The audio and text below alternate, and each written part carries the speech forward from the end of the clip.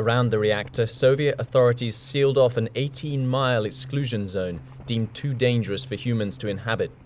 A radioactive wilderness. People here call it the zone. The interesting thing is this is a backdrop of Chernobyl and the aftermath of Chernobyl in some respects.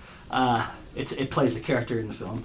The generations in which have gone before this accident happened, it seemed like there was just now a residual effect of people realizing what a catastrophe this really was.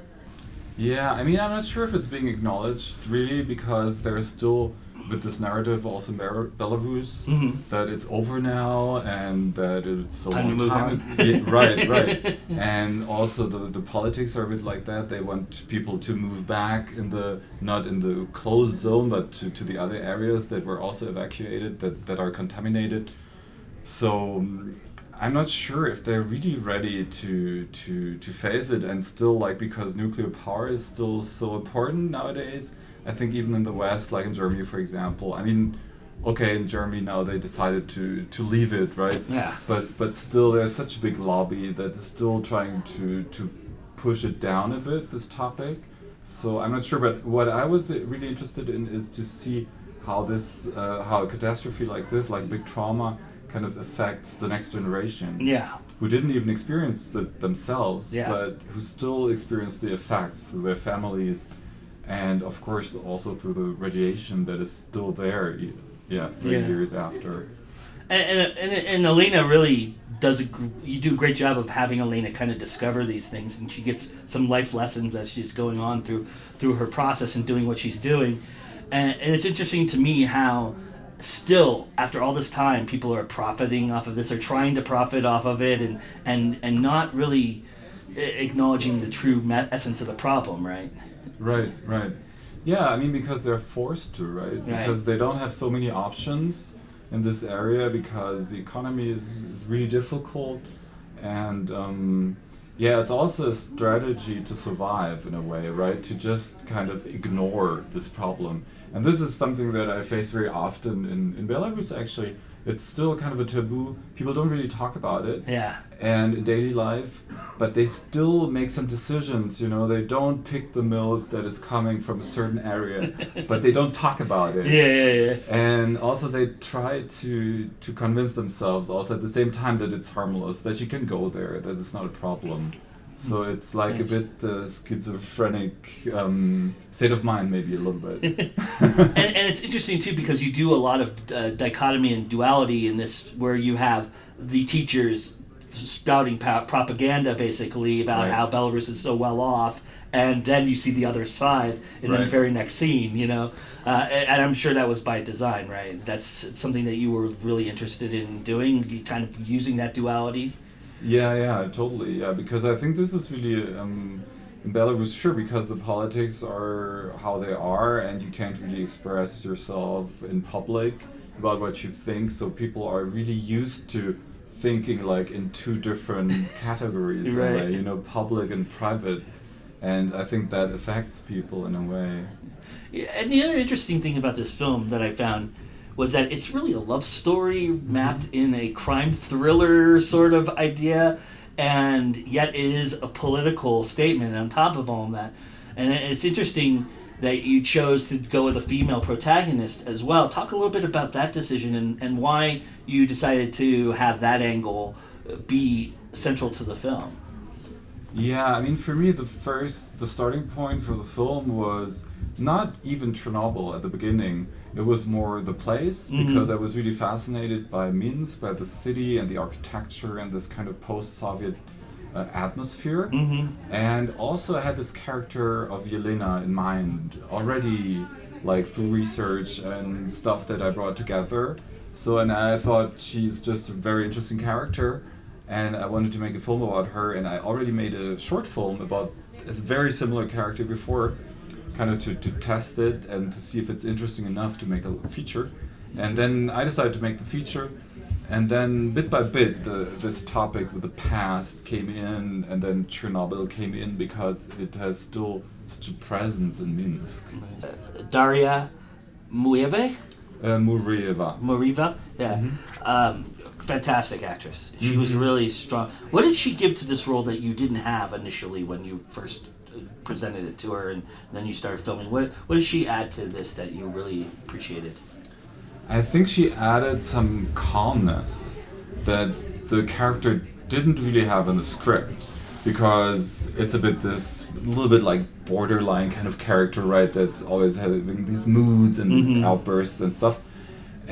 But then I realized in the casting process that it's not so interesting if you have an actress who's also maybe herself a little bit like this, because then it might get very tiring for the audience and maybe a little bit even annoying, because this kind of character can be a bit annoying also, right? Yeah.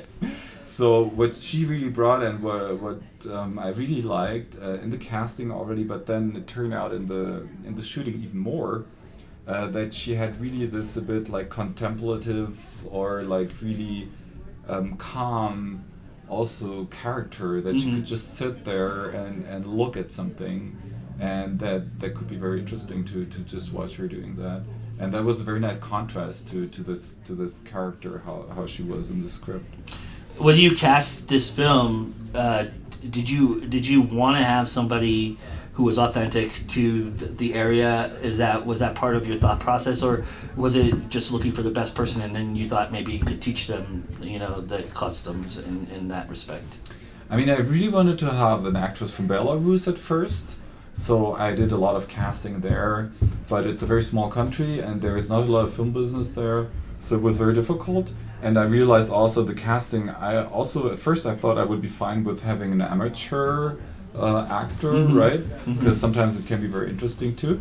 But then I realized that this character was just, this emotional intensity is very hard for a non-professional actor to play. So then I realized it's difficult to find someone in Belarus, so I continued casting in Moscow. But also I realized that usually the most talented people are going to Moscow anyway, because there you have the better like acting schools and so on. Yeah, sure. So even the character herself tries to get there at some point. right. So, and yeah, it's really still very close together, right? Right. Belarus and Russia, it's because it used to be one country, so it's the same language. So also culturally, it's very close. Yeah. And people from Belarus who are watching the film, they don't really make a difference. They're not like, but they are from Moscow, or you don't really notice. Yeah. So that worked. That was very important. Although you never want to tell a Russian that they're Belarusian, or the opposite, right? They're very sensitive about that. It's both. In a way they're very close. And of course, there's so many Belarusians living in Moscow, and I even had also a very good actress from Belarus that is living in Moscow that I also casted. But then in the end, Daria matched a little bit better. But so in a way, they are very close. But especially for Belarus, I think it's for them it's very important to have their own identity, because they're always close to be swallowed by Russia, and so it's very important for them to emphasize that they also have their own language that is not really spoken in the daily life. So they all speak Russian, but still there is also Belarusian. And they have their own history also and culture. Yeah. Interesting. The shot process in this film, I mean, there's some incredibly gorgeous shots, especially overhead. I mean, you must have gotten extremely lucky with the fog rolling in all over the truck. But there's also shots from internally the truck to the outside of the road and pressing forward and things like that. How important for you as a filmmaker is the shot selection and developing that so that you get the scope of how big this is? Was that the intention, was to kind of open it up a little bit and give this wide view of what we're experiencing? Yeah, totally. I mean, this is really interesting because I didn't do the drone shots during the main shoot. Okay. Because I was a bit like, well, in every feature film and every television show, there's one of those. Always the drones. I don't want to see it anymore, So when the drone pilot, he was on the set, he was doing some second unit, and he was saying, yeah, I have this drone, don't you want to do a drone shot? And I was like, no, please, no drone shots. But but then after 1 year of editing, I realized exactly what you were saying, that it's so important for the film to understand like the landscape, how far it is, how wide it is and how there is nothing, just woods and fog, and that's it. And I realized that's very hard to film in Belarus because it's so flat. So you never get this perspective that you would get if you have some hills or a mountain. And so I finally ended up missing it, and so we did a little reshoot and just shot the drone shots. And yeah, we had to do the stunt again also.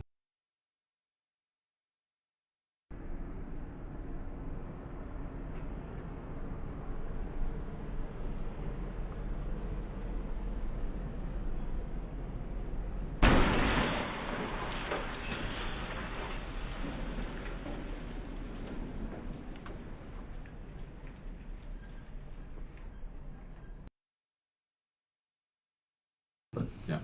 The fog was a happy accident, I assume? No. I mean, the fog was really what I was looking forward. Okay. And I knew that in this area... It has that time. It has that. And we got up at 5 in the morning. Oh, nice. Because it's always in the morning. Yeah, sure. Yeah, over the swamps, there's this fog. But I didn't expect it to look so beautiful, especially with the drone being over the fog. Right. Kind of. Talk a little bit about... right now Chernobyl's a hot topic out there. There's a lot of good movies. There's that series that HBO put together and everything. And you mentioned to me on our way up here that you had some trouble editing. You took some time to edit. It took about 4 years, you saying.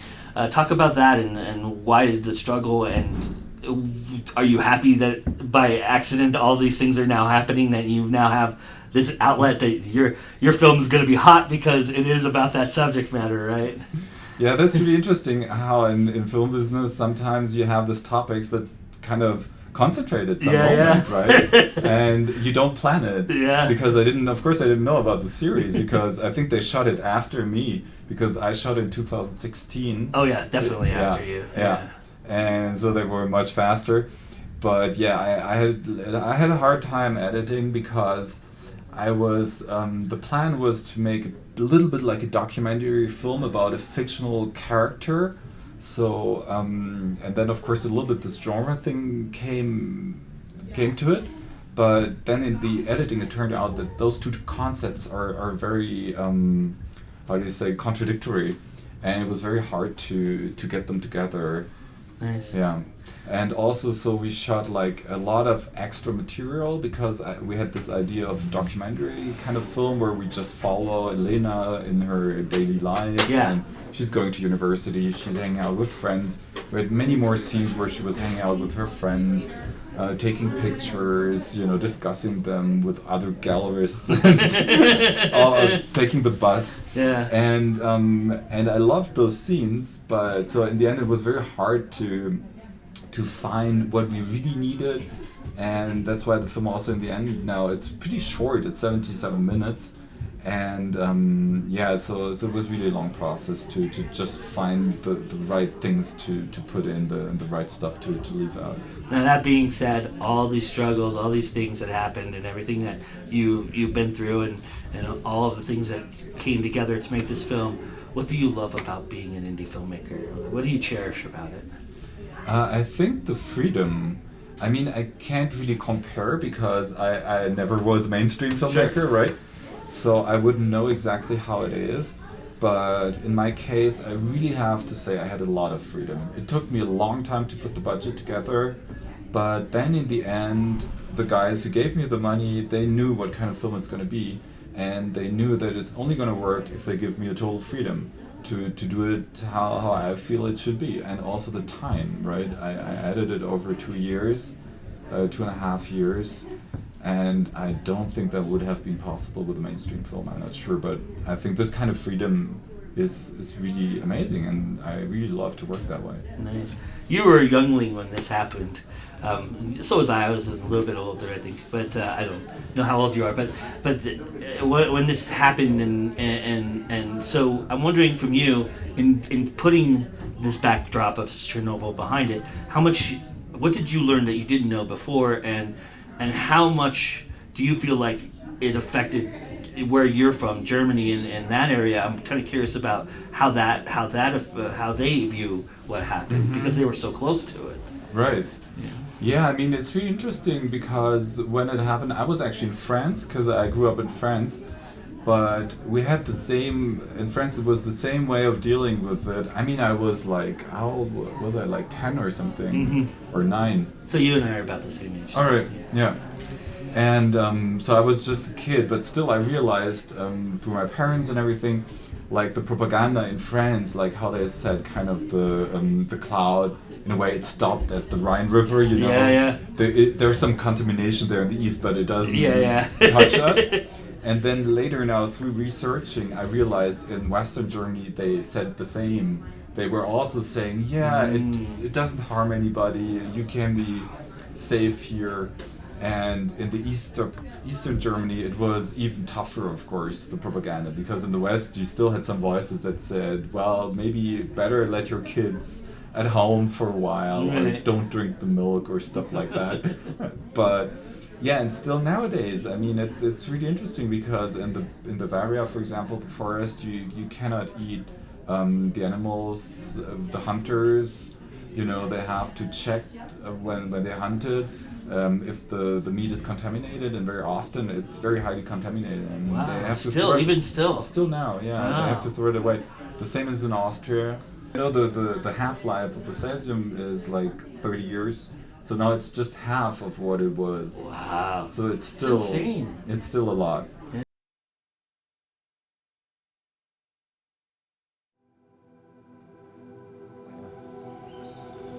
После взрыва весь лес покрасился красным.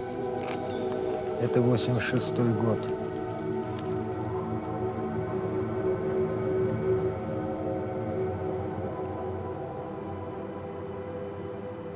Ты платишь моему другу за работу, и ты возвращаешься домой. Не лезь к ней, она заплатит. Конечно, заплатит, как ее ботяня.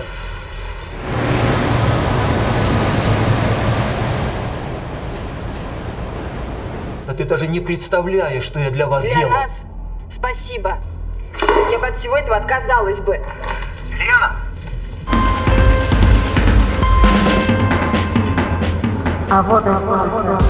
Я хочу выйти, останови машину. Где, блядь, остановить машину? Да мне без разницы где, здесь и здесь я выйду. Закрой дверь. Да это вообще работа не для таких, как ты. Выбрось это из головы. Слушайте, еще один раз, пожалуйста.